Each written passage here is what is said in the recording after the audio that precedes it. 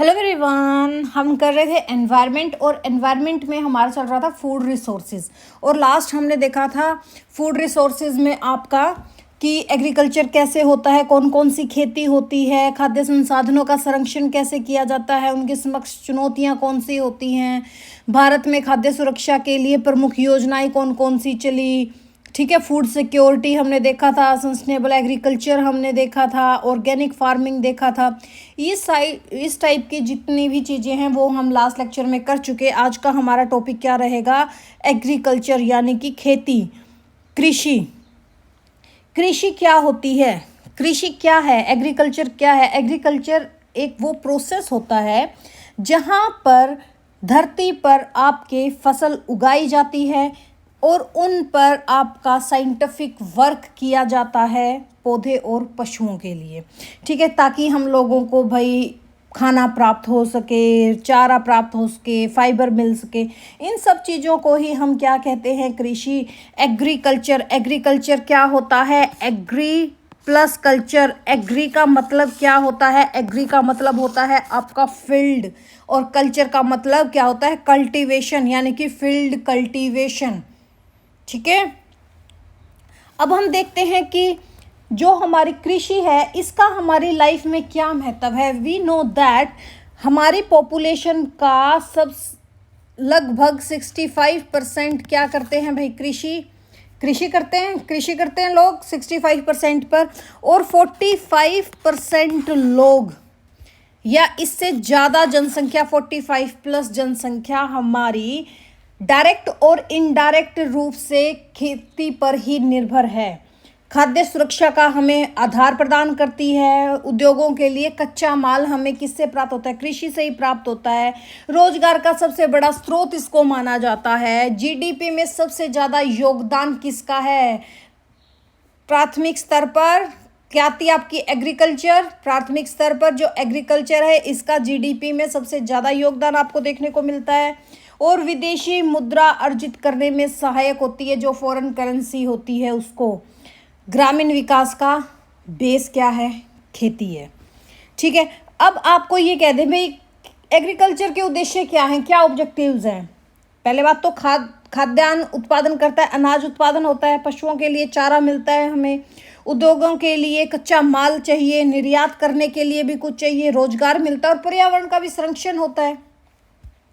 अब हमारे पास आ जाता है कि टाइप्स ऑफ एग्रीकल्चर क्या है, कृषि के प्रकार क्या है। तो सबसे पहले आता है आपका सब्सिस्टेंस फार्मिंग। सब्सिस्टेंस फार्मिंग क्या होता है? जो सिर्फ निर्वाह के लिए कृषि की जाती है। निर्वाह कृषि जिसको हम बोलते हैं कि भाई अपने परिवार की आवश्यकता के लिए हो गया, जिनके छोटे छोटे खेत हो गए उसमें कर लिया भाई, अपने कहीं कुछ बो दिया, कहीं कुछ बो दिया, वेजिटेबल्स बो दी, फ्रूट्स बो दिए, कुछ बो दिया। जहाँ कम उत्पादन हो, पारंपरिक उपकरण यूज़ किए जाते हैं और जो वर्षा पर निर्भर होता है। जैसे आपका अगर हम बात करें, जैसे 7 सिस्टर्स वाला जो एरिया है हमारा, ठीक है, आपका अरुणाचल प्रदेश हो गया, असम हो गया, ये सारे जितने भी एरिया हैं, मिजोरम, नागालैंड, त्रिपुरा वगैरह, ये सब क्या है? यहाँ पर आपके निर्वाह कृषि की जाती है। क्या कृषि की जाती है? निर्वाह कृषि की जाती है। ठीक है, क्या की जाती है भाई? वहाँ पे निर्वाह कृषि की जाती है, यानी कि ईस्टर्न इंडिया में, यानी कि पूर्वी भारत में।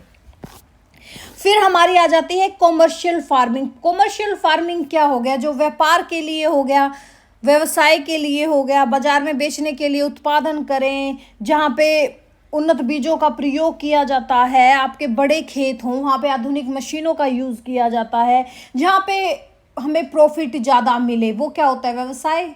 व्यवसाय के लिए ही होता है। तो हम इसको क्या कहते हैं? Commercial farming. एक होती है सब्सिस्टेंस फार्मिंग जिसको निर्वाह कृषि कहते हैं, जो सिर्फ निर्वाह के लिए की जाती है। एक व्यापारिक कृषि होती है, या व्यावसायिक कृषि कह दो, कॉमर्शियल फार्मिंग कह दो, जो सिर्फ व्यापार के लिए होती है। फिर होती है एक इंटेंसिव फार्मिंग, यानी कि गहन कृषि। गहन कृषि क्या होती है?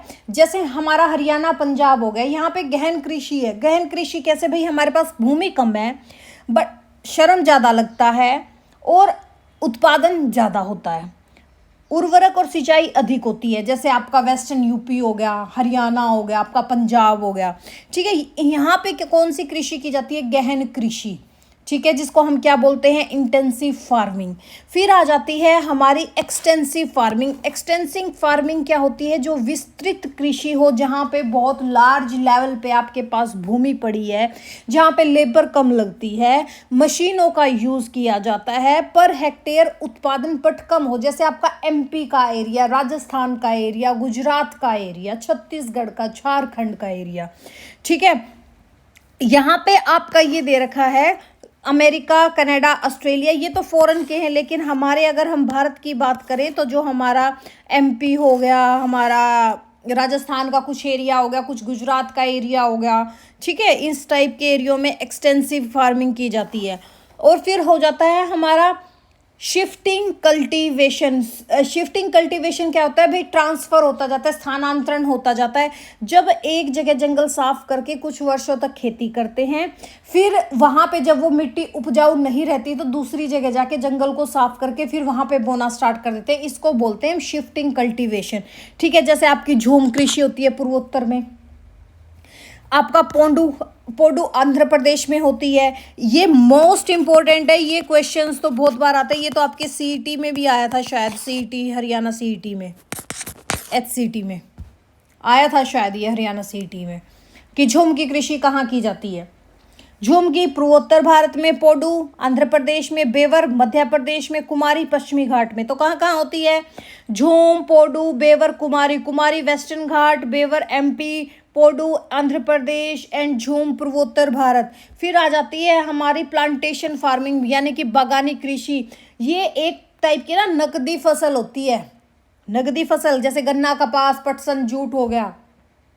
ठीक है, बड़े बागान होते हैं, निर्यात उन्मुख होता है, जैसे आपकी चाय, कॉफ़ी, रबर, नारियल, और कौन कौन से होते हैं, और कौन कौन से हो गए आपके, कपास हो गया, गन्ना हो गया, ठीक है, पटसन हो गया, जूट हो गया, कॉफ़ी हो गया। ठीक है, ये क्या होती हैं, ये होती हैं आपकी बागानी फसलें। फिर आ जाती हैं भारत की प्रमुख फसलें कौन कौन सी है। देखो 3 तरह की फसल होती है, खरीफ, रबी और जायद। जो खरीफ होती है वो आपके गर्मी के सीजन में बोई जाती है, जून जुलाई में, और कटाई कब होती है, सितंबर अक्टूबर में। जलवायु कैसी चाहिए, अधिक वर्षा। यहाँ पे सबसे मेन याद रखना कि चावल के लिए चावल जून जुलाई में बोया जाता है, अक्टूबर में काटा जाता है।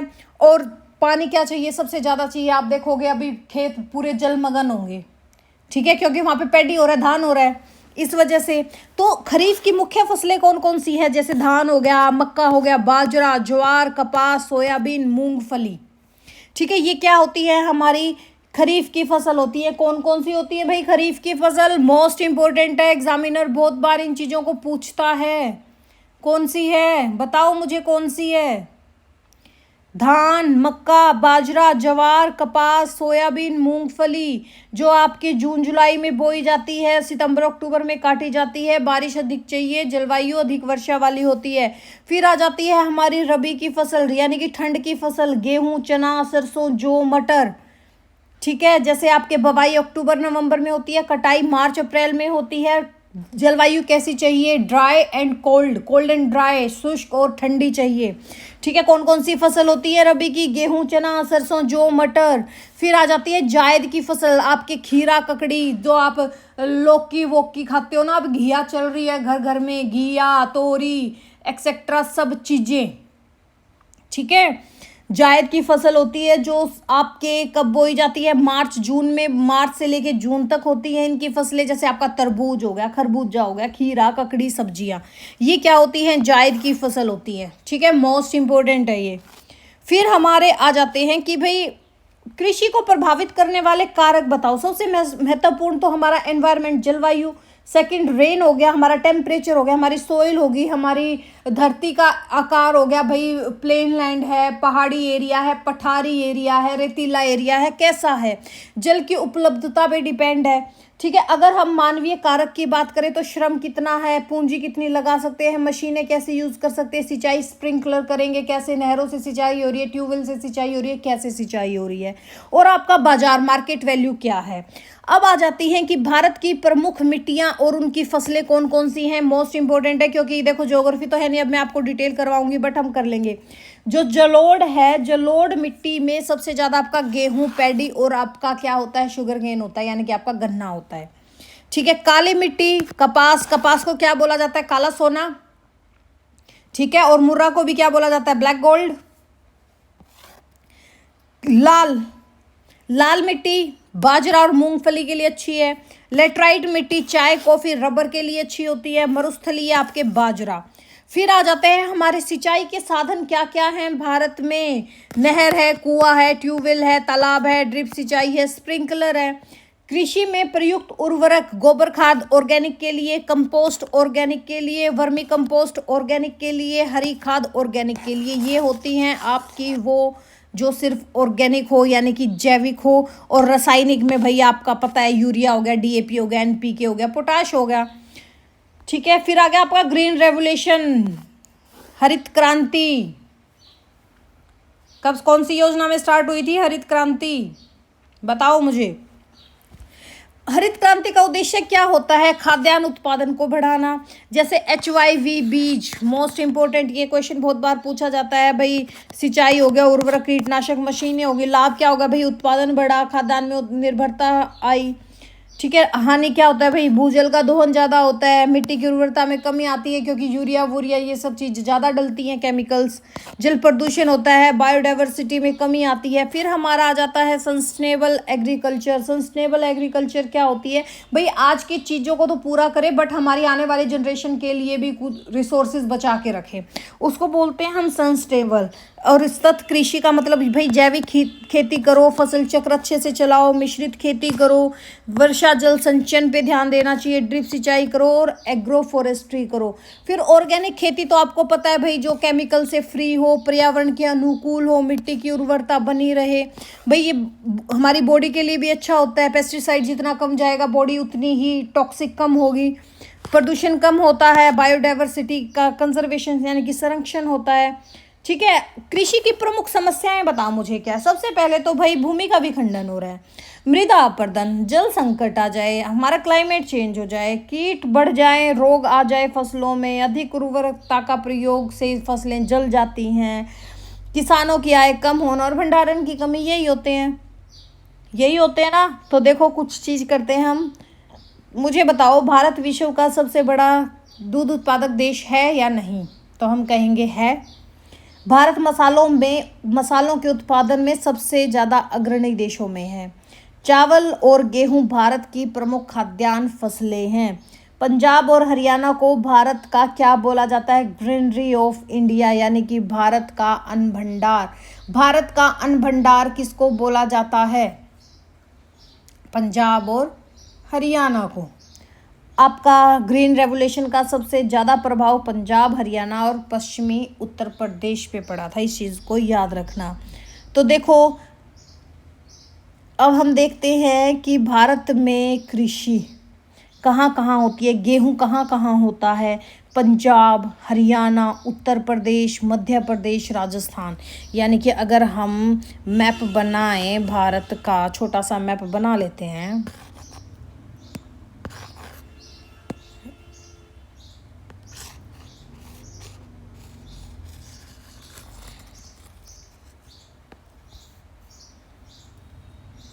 समझ आना, इसके आगे भाई 7 सिस्टर वाला पार्ट है।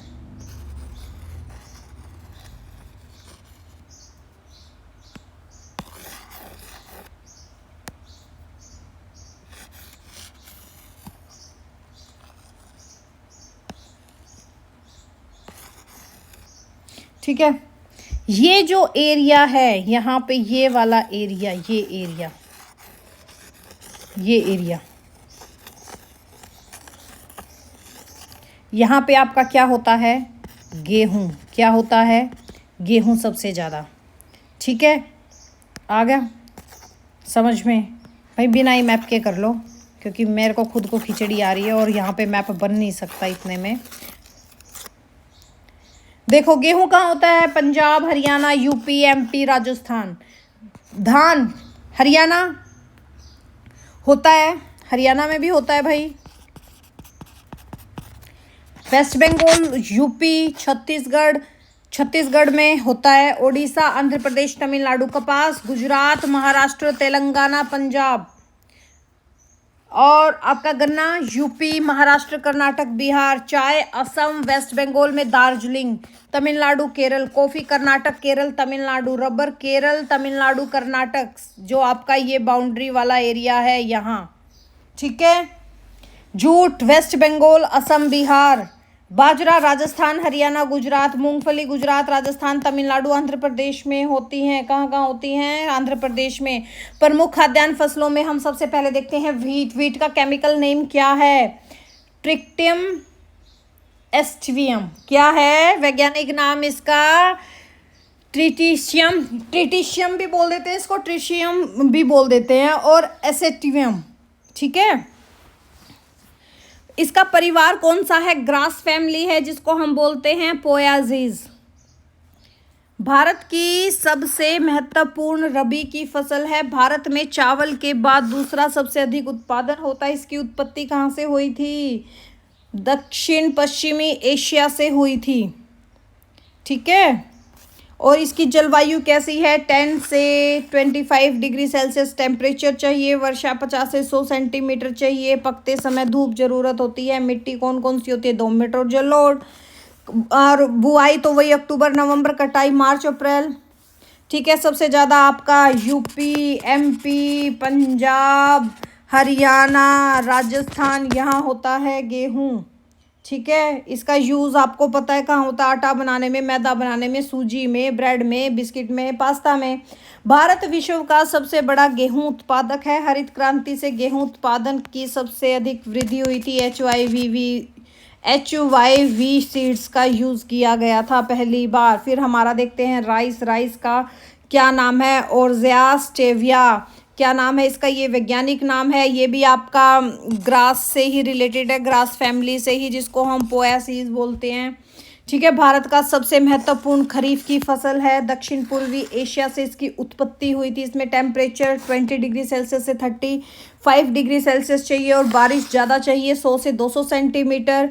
मिट्टी कौन सी चाहिए? जलोढ़ और चिकनी मिट्टी। बुआई जून जुलाई, कटाई सितंबर अक्टूबर। कहाँ कहाँ होता है? वेस्ट बंगाल, यूपी, पंजाब, छत्तीसगढ़, ओडिशा, आंध्र प्रदेश, तेलंगाना, तमिलनाडु, ठीक है। यहाँ क्या होता है? हमारा धान होता है। कहाँ कहाँ? वेस्ट बंगाल, यूपी, पंजाब, छत्तीसगढ़, ओडिशा, आंध्र प्रदेश, तमिलनाडु और आपका तेलंगाना। अगर हम बात करें भोजन के लिए उपयोग होता है, चावल का आटा यूज़ होता है। चावल की भूसी से तेल बनता है। आजकल तो और भी सब चीज़ें बनने लगी, पशु चारा होने लगा, पोल्यूशन भी होता है भाई भूसी से। जब जला देते हैं हरियाणा पंजाब वाले तो सारा दिल्ली सड़ जाता है बेचारा, ठीक है। भारत का दूसरा सबसे बड़ा चावल उत्पादन, सबसे बड़ा चावल निर्यातक देशों में शामिल है। बासमती जो राइस है हमारा,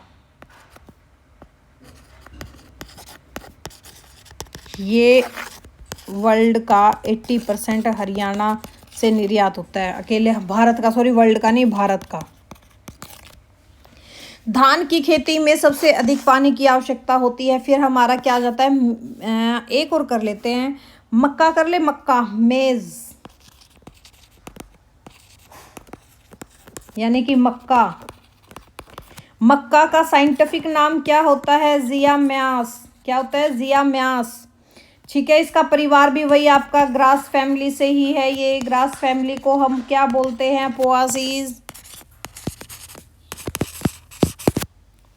और इसको हम क्या बोलते हैं? मक्के को क्वीन ऑफ सेरिल्स ना, यानी कि अनाजों की रानी।